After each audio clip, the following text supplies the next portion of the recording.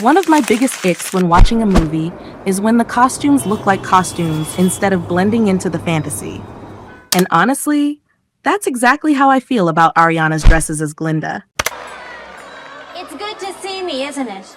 Well, it would be if you were in a different dress. If you looked better, it just doesn't scream fantasy. I'm not in awe of it the way we should be.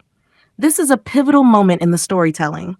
It's more important than the wand she carries. So that sparks the question, is Wicked for Good no good at making costumes? And side note, is Law Roach low-key sabotaging Ariana too? We will get to that and the restyling of Glinda's bubble dress later. But first, let's break down what we've seen so far. Now let me start by saying, this isn't a jab at Paul Tazewell. The man is legendary. First job at 16 working on The Wiz. Fast forward decades later, and he's designing Wicked. Full circle moment. Tony Award-winning, Oscar-nominated. Respect. I'm working with the same story, same characters, different interpretation, but 33 years later, here I am. It's truly amazing how he's continued to evolve within the same story and characters over decades. My challenge was to then people these spaces with clothing that makes sense within itself. And I love that philosophy. That is the perfect encapsulation of costume design. But it's another thing to be able to execute it, to bring it to life. Glinda often felt like a cosplay imitation rather than reality. The only person who stood out is Elphaba. Storytelling runs through her clothing. Her clothes feel lived in. Even the glasses, the hat, every detail ties to her journey. As a costume designer, I'm always thinking about how to maintain a consistent point of view for each character. I love hearing the storytelling of Elphaba's journey told through costume. Paul said Elphaba's look was rooted in nature. She has been marginalized by her family and by the community of Munchkinland, but she is also the advocate for animals. So I aligned her with nature. Black was to reflect her trauma. Pleats inspired by mushrooms, fiddle ferns embroidered on velvet. Even her hat is architectural, wired, layered, and has its own backstory. A joke gift from Glinda's grandmother that becomes iconic. That's how you tell a story through costume. Paul leaned into felting, pleating, embroidery, real organic choices that make Elphaba's wardrobe breathe. And you see that elsewhere too, like the green ballroom scene, stunning, playful, fabric-enhancing movement. Even Nessrose's shoes spiral like a tornado, foreshadowing her fate. That's clever. So why did Glinda fall flat? Glinda is all about softness, curves, pinks. Conceptually, yes. Execution, hit or miss. Every time we saw her, she was in a different outfit, which speaks to her importance. That I love. When she takes out the shoe and extends the heel, amazing touch. But her ensemble, cute but not wowed.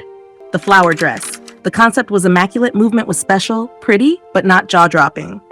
My favorite looks ended up being her structured ones, like the Shiz uniform. Perfect harmony of structure and femininity. Paul did incredibly well layering textures and fabrications.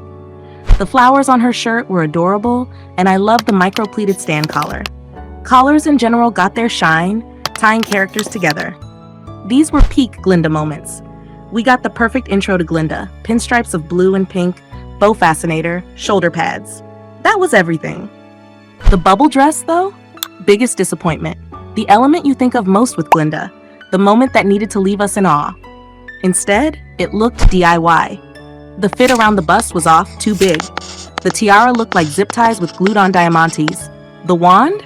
A thick metal rod with a star glued on. Why wasn't it thinner, more delicate? It looked bigger than her. And don't get me started on hair and makeup. She looked beautiful, but washed out. I wanted iridescent glow, a shimmer, something that said yes, she came out of a bubble. The dressmaker approached the dress through the Fibonacci spiral. Curves, softness, femininity.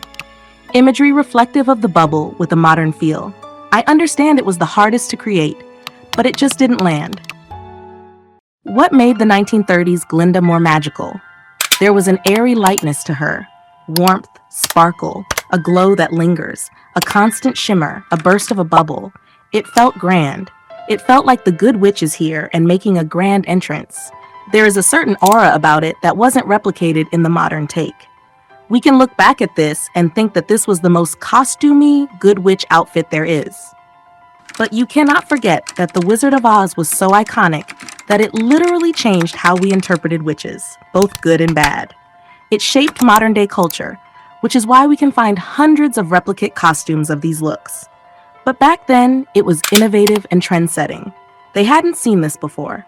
It was new. It brought fantasy into people's homes, and they believed it. That's the magic missing from this modern rendition, I feel. Today's Glinda doesn't feel like she's transporting us into fantasy. The craftsmanship might be technically advanced, but the aura is lacking. Without that shimmer, glow, and sense of trend-setting newness, it risks looking like a theatrical imitation rather than an iconic, culture-shaping vision. Big-budget films need big-budget costuming, especially with Glinda. If it were me, I would have created a gown that was made out of Super Organza. Tell me this fabric doesn't look like she is the bubble outside of the bubble. Super Organza is an ultra-lightweight, ultra-fine variant of organza developed by Japan's Amaiki LLC. Approximately 1/5 the thickness of a human hair, it is so delicate that it can be cut by static electricity, making it extremely delicate and challenging to weave into fabric. Weighing only about 5 grams per square meter, it is considered one of the lightest fabrics in the world. They should have taken some notes during the live action of Cinderella, because I would have preferred if Glinda wore Cinderella's dress in a pale pink than what was served to us. Or even Ariana wearing Schiaparelli to the Oscars. That had to have been her best moment. Side note, I need to see a film's costume entirely designed by Schiaparelli one day. Anyway, when I look at Glinda, I should want to be her. But instead, she showed up to Munchkinland and the Munchkins outdressed her. Not the vibe. Am I being harsh? Like I said earlier, I hate watching movies where I feel like I'm watching people in costumes rather than being immersed in the fantasy. I want to live in absolute fantasy with no limitations. If she is flying about in a pink bubble, the dress should make me feel like this girl just came out of a floating bubble, not a local costume store. And unfortunately, the upcoming Glinda costumes don't look any better. It somehow looked more DIY theater than big movie production. Even her wedding dress is a no from me. I guess Elphaba is going to be the only one carrying the looks. So for my sanity, I'll be imagining what could have been. Imagine Glinda getting married in a dress like this. So soft, yet so grand. As with everything we've been talking about, I went ahead and created some alternate versions and concepts of Glinda that I wish had been explored more. Think light, flowing, airy, iridescent, with an aura of pure grandeur, fully embracing the fairy tale magic of this world. Like I've said before, I want her to look like she just popped straight out of a floating bubble. That's the exact aura I'm trying to capture. And to make this fun, I want to play a little game. Let me know in the comments which dress and looks were your favorite from the ones I show you, and rank them in order of your favorite. I'm dying to know which versions you love most. I worked very hard on these. Follow me. Take your time, hurry up. First, hair. We toss our hair. Ready? Toss, toss. Toss, toss. Toss, toss.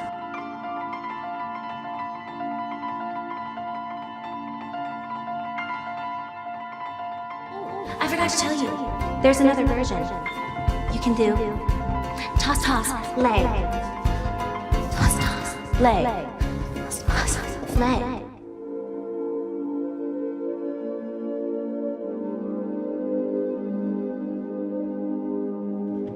I'm gonna teach you how to talk with your eyebrows. Okay. When you got something to say, but you can't really say it, and you want to get your way, raise it.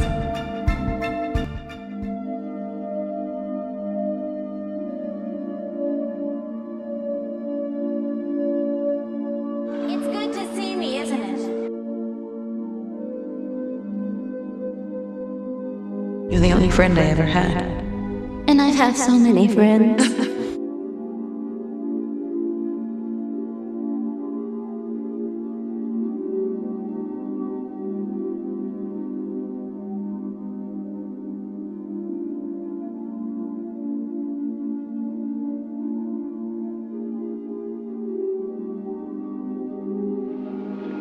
Are you a good witch or a bad witch? Who, me? I'm not a witch at all. I'm Dorothy Gale from Kansas. Oh, Well, is that the witch? Oh, Toto? Toto's my dog. Well, I'm a little mother. The Munchkins call me because a new witch has just dropped a house on the Wicked Witch of the East. And you want to know is, are you a good witch or a bad witch? But I've already told you, I'm not a witch at all. Witches are old and ugly. What was that? The Munchkins. They're laughing because I am a witch. I'm Glinda, the witch of the North. You are? Oh, I beg your pardon, but I've never heard of a beautiful witch before. Only bad witches are ugly. The Munchkins are happy because you have freed them from the Wicked Witch of the East. Oh, but if you please, what are munchkins? The little people who live in this land. It's Munchkin land, and you are their national hero, my dear. It's all right. You may all come out and thank her. Now onto another question. Is Law Roach low-key sabotaging Ariana Grande? When it was announced that Law would be styling Ariana for the Wicked press tour, I was hyped. But after seeing her at the VMAs, let's just say I've learned not to get my hopes up. On to better looks. Lisa looking like cotton candy on a random Sunday is what I dream about now. My first thought was, this is what Law should have styled Ariana in. Because honestly, what we've seen so far has been lackluster. And that's a shame. We know Law can deliver. He delivers every single time with Zendaya. I just haven't seen him give that same energy to his other clients. Is it a repeating curse? And before anyone says it, yes, I know Ariana isn't technically in her press tour era yet, so she's free to experiment with colors and aesthetics.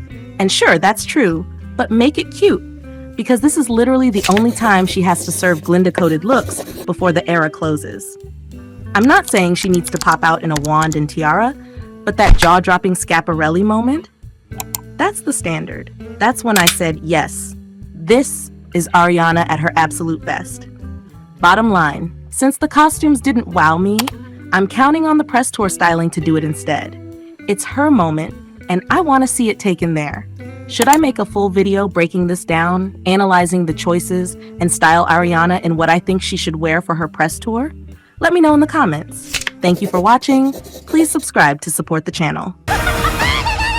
Please, where'd you get that?